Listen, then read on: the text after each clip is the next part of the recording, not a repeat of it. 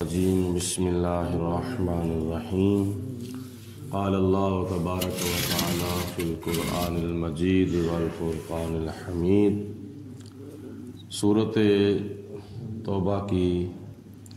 آیت نمبر 121 ہے۔ اب درس قرآن دوران نہ پڑھو، منہ سے پڑھو۔ اللہ پاک نے ارشاد فرمایا وَلَا يُنْفِقُونَ نَفَقَةً، اور نہیں وہ خرچ کرتے خرچے سے صغیرۃً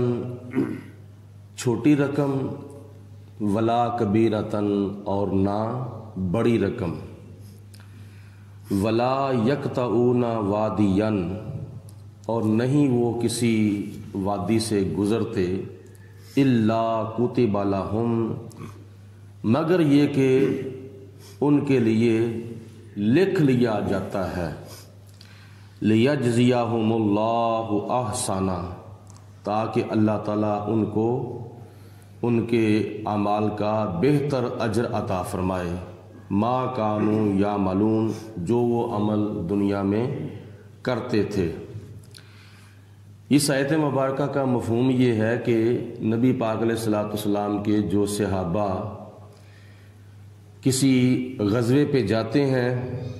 اور اس غزوے پر جو اپنا مال خرچ کرتے ہیں، تھوڑا یا زیادہ،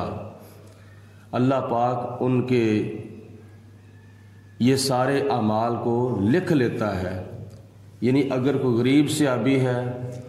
تو وہ تھوڑا اللہ تعالیٰ کی راہ میں دیتا ہے، اگر زیادہ مال رکھتا ہے، وسعت رکھتا ہے مال کی، امیر صحابی ہے تو وہ زیادہ اللہ تعالیٰ کی راہ میں دیتا ہے۔ جیسے حضرت سیدنا عثمان غنی رضی اللہ تعالیٰ عنہ نے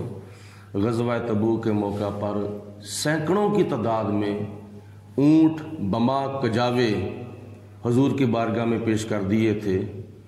اور 200 کے قریب گھوڑے حضور کی بارگاہ میں پیش کر دیے، اور پھر کئی مجاہدین کے لیے جنگی ساز و سامان حضور کی بارگاہ میں پیش کر دیا۔ زیادہ رقم پیش کرتے ہیں تو اللہ تعالیٰ وہ بھی لکھ لیتا ہے۔ اگر تھوڑی رقم دیتے ہیں، کئی صحابی وہ بھی تھے کہ جو چند کلو ستو حضور کی بارگاہ میں پیش کرتے تھے، یا چند کھجوریں حضور کی بارگاہ میں پیش کرتے تھے، تو اللہ پاک ان کو بھی قبول فرما لیتا، اور نبی پاک علیہ الصلوۃ والسلام کے ساتھ تعاون کرنے کی وجہ سے اللہ پاک ان کے وہ اعمال بھی لکھ لیتا ہے۔ دوسرے نمبر پر فرمایا کہ جب وہ کسی وادی سے گزرتے ہیں، سفر کرتے وقت جاتے ہیں یا آتے ہیں، تو اللہ پاک ان کے ایک ایک قدم کے بدلے ڈھیروں ثواب ان کے نامہ اعمال میں تحریر فرما دیتا ہے، اور اس لیے تاکہ لیجزیہم اللہ احسن، تاکہ اللہ تعالیٰ ان کو ان کی نیکیوں کا، ان کی عبادتوں کا، ان کی سخاوتوں کا، ان کے جہاد کا بہتر سے بہتر صلہ اور جزا عطا فرمائے، ما کانوا یعملون جو وہ عمل دنیا میں کرتے ہیں اللہ تعالیٰ وہ لکھ رہا ہے۔ اللہ پاک نے فرشتوں کی ڈیوٹی لگائی ہوئی ہے۔ دائیں کندھے کے اوپر جو فرشتہ ہے یہ نامہ اعمال کے اندر نیکیاں جو ہے وہ تحریر کرتا ہے۔ نبی پاک علیہ الصلوۃ والسلام کی حدیث پاک میں آتا ہے، حضور علیہ السلام نے فرمایا کہ صبح کے وقت اللہ کی راہ میں جانا یا شام کے وقت اللہ کی راہ میں جانا دنیا وما فیہا سے بہتر ہے۔ اللہ کی راہ میں جانے سے مراد کئی پہلو ہو سکتے ہیں۔ اللہ کی راہ میں جانے سے مراد اللہ کی راہ میں جہاد پر بھی جانا ہو سکتا ہے۔ اللہ کی راہ میں جانے سے مراد دین کی ترویج و اشاعت یا دین کی تبلیغ کے لیے بھی جانا مراد ہو سکتا ہے۔ اللہ کی راہ میں جائے، صبح کے وقت جائے یا شام کے وقت جائے، حضور علیہ السلام فرماتے ہیں کہ اس کا جانا اللہ کی راہ میں دنیا سے بھی بہتر ہے، اور جو کچھ دنیا میں ہے اس سے بھی بہتر ہے۔ اب دنیا مشرق سے لے کر مغرب تک، شمال سے لے کر جنوب تک، اس کے تقریباً 250 ممالک ہیں، 7 بر اعظم ہیں، 7 سمندر ہیں، اس کے علاوہ اور بڑی بڑی نعمتیں دنیا کے اندر ہیں۔ اللہ پاک کی ذات بابرکات نے دنیا کے اندر بہت کچھ عطا فرمایا ہے، لیکن یہ جتنی بھی دنیا کے اندر نعمتیں ہیں، ان سب سے بڑھ کر اللہ کی راہ میں سفر کرنا صبح کے وقت یا شام کے وقت، یہ کتنا درجہ رکھتا ہے؟ حضور فرماتے ہیں دنیا وما فیہا سے بہتر ہے۔ تو اس لیے اگر کوئی دین کی خاطر چند قدم بھی چل کے آتا ہے تو اللہ تعالیٰ اس کو بے شمار نیکیوں کے ساتھ سرفراز فرماتا ہے۔ آگے اللہ تعالیٰ ارشاد فرمایا وما کانا، اور یہ کبھی ہو نہیں سکتا، المومنون لینفروا کافہ، کہ سارے کے سارے مسلمان جو ہیں وہ نکل جائیں، یہ کبھی نہیں ہو سکتا کہ سارے کے سارے مسلمان جو ہیں وہ اپنے گھروں سے نکل جائیں۔ کس کی خاطر؟ دین کا علم حاصل کرنے کی خاطر، کیونکہ اگر سارے کے سارے مسلمان سارے کام چھوڑ کر دین کا علم حاصل کریں گے تو پھر تجارت کون کرے گا، کھیتی باڑی کون کرے گا، دوسرے کاروبار جن کا تعلق دنیا کی ضروریات کے ساتھ ہے وہ کون کرے گا؟ علم دین حاصل کرنا فرض بھی ہے اور کفایہ بھی ہے۔ فرض کیونکہ آگے آیت مبارکہ کے آگے کیا نام ہے وہ دین حاصل کرنے کا، یعنی دین کا علم حاصل کرنے کا بیان آ رہا ہے۔ اگر سارے کے سارے مسلمان سارے کام چھوڑ کر دین کا علم حاصل کرنا شروع کر دیں تو پھر دوسرے جو کام ہیں وہ کون کرے گا؟ یہ کاموں کی تقسیم کی گئی ہے۔ آگے اللہ پاک نے ارشاد فرمایا، پہلے کیا فرمایا؟ وما کانا، یہ کبھی ہو نہیں سکتا، یہ ممکن ہی نہیں ہے، المومنون لینفروا کافہ، کہ سارے کے سارے مسلمان اپنا گھر چھوڑ کر دین کا علم حاصل کرنے کے لیے چل پڑے، یہ کبھی نہیں ہو سکتا۔ آگے فرمایا فلولا، اور یہ کیوں نہیں ہو سکتا، ایسا کیوں نہیں ہو سکتا کہ نافر من کل فرقۃ منہم طائفۃ، کہ ان میں سے ایک جماعت جو ہے وہ نکلے، لیتفقہوا فی الدین، تاکہ وہ دین کی سمجھ بوجھ حاصل کرے، وَلِيُنذِرُوا قَوْمَهُمْ، جب وہ دین کی سمجھ حاصل کر لے تو پھر وہ واپس آئے اور آ کر اپنی قوم کو ڈرائے، اذا رجعوا الیہم، جب وہ اپنی قوم کی طرف لوٹیں، لعلہم یحذرون، تاکہ وہ اللہ تعالیٰ سے ڈریں۔ یعنی اللہ پاک نے ارشاد فرمایا کہ ایسا کیوں نہیں ہو سکتا کہ مسلمانوں میں سے، یعنی جتنے بھی گروہ ہیں، مطلب کہ برادری ہے اور یہ قبیلے ہیں، ان میں سے ایک جماعت کیوں نہیں نکلتی اللہ تعالیٰ کے دین کا علم حاصل کرنے کی خاطر؟ ان کو چاہیے کہ نکلیں اور نکل کر اللہ کے دین کا علم حاصل کریں۔ نافر من کل فرقۃ، ہر گروہ سے، منہم طائفۃ، ایک جماعت نکلے، اور کیوں نکلے؟ لیتفقہوا فی الدین، دین کا علم حاصل کرنے کی خاطر، دین کی سمجھ حاصل کرنے کی خاطر، یعنی دین کو سمجھنے کے لیے اپنے گھروں سے نکلیں، نکل کر دین کا علم سیکھیں، اور جب دین کا علم سیکھ لیں، وَلِيُنذِرُوا قَوْمَهُمْ، پھر وہ واپس آ کر اپنی قوم کو ڈرائیں، یعنی تبلیغ کریں، حرام حلال کی پہچان کرائیں، جائز ناجائز کی پہچان کرائیں، اذا رجعوا الیہم، جب وہ اپنی قوم کی طرف آئیں تو آ کر یہ کام کریں، لعلہم یحذرون، تاکہ وہ اللہ تعالیٰ سے ڈریں۔ جب خدا تعالیٰ سے ڈریں گے تو پھر حرام سے بچیں گے اور حلال اختیار کریں گے، ناجائز سے بچیں گے اور جائز اختیار کریں گے۔ تو جب اللہ تعالیٰ سے نہیں ڈریں گے تو پھر ان کو حرام اور حلال کی تمیز ہی نہیں رہے گی۔ تو اس آیت مبارکہ میں اللہ تعالیٰ نے فرمایا کہ تم میں سے ایک ایسی جماعت ہونی چاہیے کہ جو دین کا علم حاصل کرے، دین کا علم حاصل کرنے کا فائدہ اور فضیلت جو مقام نبی پاک علیہ الصلوۃ والسلام نے حدیث پاک میں ارشاد فرمایا ہے،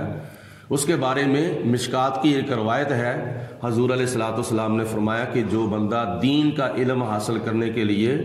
اپنے گھر سے نکلتا ہے تو اللہ پاک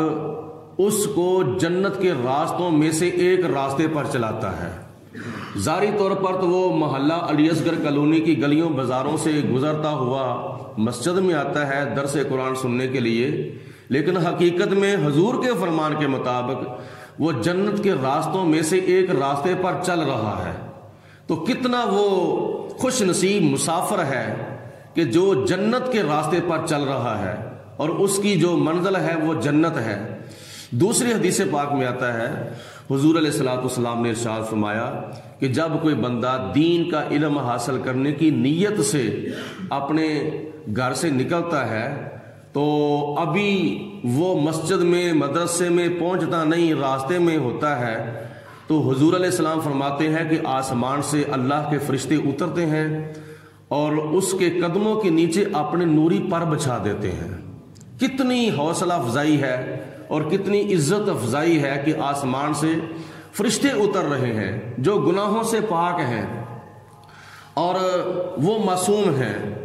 اور پھر اپنے پر جو ہیں وہ ان کے قدموں کے نیچے بچھا رہے ہیں۔ یہ طالب علم اس اللہ کے فرشتے کے پروں کے اوپر پاؤں رکھ کے اللہ کے گھر کی طرف آ رہا ہے، اور یہ منظر ہماری آنکھیں نہیں دیکھ رہی، لیکن ہماری عقل میں آئے یا نہ آئے لیکن ہمارا ایمان ضرور ہے، کیونکہ جو نبی پاک علیہ الصلوۃ والسلام نے فرمایا ہے وہ حق ہے، وہ سچ ہے، اس میں جھوٹ کا گمان بھی نہیں ہو سکتا۔ گل تیرے منہ جڑی نکلے او تیر ہے، جڑا تو اشارہ کرے اوہی تقدیر ہے۔ من مونے نبی من ٹھار نبی، تیری ذات دیاں کیا باتاں نے، جدو بولے تے منہ وچوں پھل ڈگ دے، تیری بات دیاں کیا باتاں نے۔ حضور صلی اللہ علیہ وسلم جو فرماتے ہیں وہ حق ہے، وہ سچ ہے۔ باقی یہ ایک باطنی معاملہ ہے، یہ حقیقی معاملہ ہے جو ہمیں نظر نہیں آتا۔ نبی پاک صلی اللہ علیہ وسلم نے علم دین حاصل کرنے کی اتنی فضیلت اور اتنا مقام بیان فرمایا ہے۔ آگے پھر خدا تعالیٰ کے پیارے حبیب علیہ السلام نے عمر کی قید بھی نہیں لگائی کہ جو بچپن میں دین کا علم حاصل کرے گا اسی کے قدموں کے نیچے اللہ کے فرشتے پر بچھائیں گے، جو بڑے ہو کر دین کا علم حاصل کرے گا اس کے قدموں کے نیچے پار نہیں بچھائیں گے۔ عمر کوئی بھی ہو، بچپن ہو، جوانی ہو، بڑھاپا ہو، امیر ہو، غریب ہو، مرد ہو، عورت ہو، کوئی بھی ہو، جب دین کا علم حاصل کرنے کی نیت کر کے اپنے گھر سے نکلے گا تو پھر خدا تعالیٰ کے فرشتے اس کا استقبال بھی کریں گے اور اپنے نوری پر بھی اس کے قدموں کے نیچے بچھائیں گے۔ تیسری حدیث پاک میں آتا ہے، حضور نبی کریم علیہ الصلوۃ والسلام نے ارشاد فرمایا، جو بندہ قرآن پاک پڑھنا شروع کر دے، اور قرآن پاک کے 30 سپارے ہیں، اس کی 7 منزلیں ہیں، اور اس کے 540 رکوع ہیں، اس کی 114 صورتیں ہیں، اس کی 6668 آیات بینات ہیں، اور 114 صورتوں میں سے کچھ صورتیں مکی ہیں اور کچھ صورتیں مدنی ہیں۔ مکی صورتیں وہ ہوتی ہیں کہ جو نبی پاک علیہ الصلوۃ والسلام کی ہجرت سے پہلے حضور پر نازل ہوئی ہوں، اور مدنی صورتیں وہ ہیں جو حضور کی ہجرت کے بعد حضور علیہ السلام پر نازل ہوئی ہوں۔ تو یہ کچھ مکی قرآن ہے، کچھ مدنی قرآن ہے، اور یہ پڑھتے پڑھتے کافی ٹائم لگ جاتا ہے۔ ٹائم سے مراد کافی مہینے بھی لگ سکتے ہیں، کافی سال بھی لگ سکتے ہیں سیکھتے سیکھتے، لیکن نبی پاک علیہ السلام نے فرمایا زندگی موت بندے کے ساتھ ہے، جب دین کا علم یعنی قرآن پاک پڑھنا شروع کر دے، چاہے بچہ ہو، چاہے جوان ہو، چاہے بوڑھا ہو۔ بچے کا ذہن زیادہ ہوتا ہے، جوان کا ذہن اس سے تھوڑا ہوتا ہے، بڑھاپے کے اندر آ کے اس سے بھی زیادہ ذہن کم ہو جاتا ہے، ذہن کمزور ہو جاتا ہے، محنت زیادہ کرنی پڑتی ہے۔ کچھ وہ بچے بھی ہوتے ہیں جن کی زبان تھتاتی ہے، جن کی زبان کے اندر لکنت ہوتی ہے، تو نبی پاک علیہ الصلوۃ والسلام نے ان کے بارے میں بھی ارشاد فرمایا کہ مائی صاحبہ حضور کی بارگاہ میں ایک بچہ لے کر آئی، یا رسول اللہ میرا دل کرتا میں اپنے بچے کو قرآن پاک پڑھاؤں، لیکن میں ڈرتی ہوں۔ فرمایا کیوں؟ یا رسول اللہ اس کی زبان کے اندر لکنت ہے، یہ اڑ اڑ کے پڑھتا ہے، تھتھا کے بولتا ہے، میں ڈرتی ہوں کہیں یہ پڑھے تو اس کو گناہ نہ ہو۔ تو نبی پاک علیہ السلام نے فرمایا مائی صاحبہ تم اپنے بچے کو پڑھاؤ، دوسروں کے بچے پڑھیں گے ان کو 1 حرف کے بدلے 10 نیکیاں ملیں گی، تیرا بچہ پڑھے گا تیرے بچے کو 1 حرف کے بدلے 20 نیکیاں ملیں گی۔ یا رسول اللہ اس کی وجہ کیا ہے؟ حضور علیہ السلام نے فرمایا 10 پڑھنے کی اور 10 حرف کے اوپر اڑنے کی۔ تو جو لکنت والی زبان رکھتا ہے وہ چونکہ زیادہ محنت کرتا ہے، تو جو زیادہ محنت کرے اس کو اجر و ثواب زیادہ ملتا ہے۔ تو میں حدیث پاک بیان کر رہا تھا کہ حضور علیہ السلام نے فرمایا کہ جب بندہ قرآن پاک پڑھنا شروع کر دے، اللہ نہ کرے اس کی موت واقع ہو جاتی ہے، 1 سپارہ اس نے پڑھا تھا، 29 باقی تھے، 25 پڑھے تھے، 5 باقی تھے، 5 پڑھے تھے، 25 باقی تھے، 20 پڑھے تھے، 10 باقی تھے، 10 پڑھے تھے، 20 باقی تھے، 15 پڑھے تھے، 15 باقی تھے، یا چند سپارے پڑھے تھے، حتیٰ کہ اس نے ایک سورت ہی پڑھی ہے، سورت فاتحہ ہی پڑھی ہے، تو اس کی نیت یہ تھی کہ میں نے قرآن پاک ختم کرنا ہے، اب میں نے قرآن پاک مکمل طور پر پڑھنا ہے۔ تو نبی پاک علیہ السلام نے فرمایا اس کی زندگی ساتھ دے یا نہ دے، اگر وہ تھوڑا سا قرآن بھی پڑھ لیتا ہے، بعد میں اس کی موت واقع ہو جاتی ہے، تو نبی پاک علیہ السلام نے فرمایا مت سوچو کہ اس نے قرآن پاک مکمل طور پر نہیں پڑھا، وہ بغیر پڑھے ہی دنیا سے چلا گیا ہے۔ اگر اس کی نیت یہ تھی کہ میں نے قرآن پاک مکمل طور پر پڑھنا ہے، چاہے اس نے 1 سورت ہی پڑھی ہے، تو پڑھ کر اس کی موت واقع ہو گئی ہے، قیامت کے دن وہ اپنی قبر سے مکمل طور پر قاری قرآن بن کے اٹھایا جائے گا۔ تو صحابہ عرض کرتے ہیں یا رسول اللہ اس کی کیا وجہ ہے؟ نبی پاک علیہ السلام نے فرمایا جتنے سپارے اس نے دنیا کے اندر پڑھے تھے اتنے پڑھے تھے، جتنا قرآن باقی رہ گیا تھا اللہ کے فرشتے اس کو قبر کے اندر یاد کراتے ہیں۔ کتنی خوش نصیبی ہے، کتنی خوش بختی ہے ان لوگوں کی جو دین کا علم حاصل کرتے ہیں، دین کا علم سیکھتے ہیں۔ اور پھر سیکھنے کا تعلق صرف زبان سے نہیں ہے، سیکھنے کا تعلق کانوں سے بھی ہے، سیکھنے کا تعلق آنکھوں سے بھی ہے، سیکھنے کا تعلق زبان سے بھی ہے۔ بچے زبان سے پڑھتے ہیں اور کئی آنکھوں کے ساتھ مطالعہ کرتے ہیں کتابوں کا، اور جو پڑھ بھی نہیں سکتے، سن بھی نہیں سکتے، وہ کیا نام ہے، جو پڑھ بھی نہیں سکتے، مطالعہ بھی نہیں کر سکتے، وہ کانوں کے ساتھ جب درس قرآن سنتے ہیں تو ان کا شمار بھی طلباء کے اندر ہوتا ہے۔ وہ درس قرآن سننے کی نیت سے جب گھر سے نکلتے ہیں تو نبی پاک علیہ السلام نے فرمایا وہ بھی طالب علم ہیں، اور ان کو بھی اللہ تبارک و تعالیٰ یہی مقام، یہی درجہ عطا فرمائے گا۔ اور یہ کتنی خوش بختی ہے اور کتنی خوش نصیبی ہے دین کا علم حاصل کرنے کی وجہ سے۔ تو اللہ پاک نے پہلے کیا ارشاد فرمایا کہ ایسا کبھی نہیں ہو سکتا، کیسا نہیں ہو سکتا کہ سارے مسلمان اپنے کاروبار چھوڑ کر دین کا علم حاصل کرنے کے لیے چل پڑیں، ایسا نہیں ہو سکتا۔ پھر آگے اللہ تعالیٰ نے فرمایا کہ فلولا، ایسا کیوں نہیں ہو سکتا، ایسا ہونا چاہیے کہ جتنے بھی دنیا کے اندر گروہ ہیں ان میں سے ہر گروہ سے ایک جماعت نکلے، دین کا علم حاصل کرنے کے لیے جائے، اور دین کا علم حاصل کر کے، دین کی سمجھ حاصل کر کے واپس جب آئے تو اپنے محلے والوں کو، اپنے گھر والوں کو، اپنی برادری والوں کو ڈرائے، یعنی دین کا علم ان کو آ کے سکھائے تاکہ ان کو پتہ چل جائے کہ حلال کیا ہے اور حرام کیا ہے۔ اللہ پاک کی ذات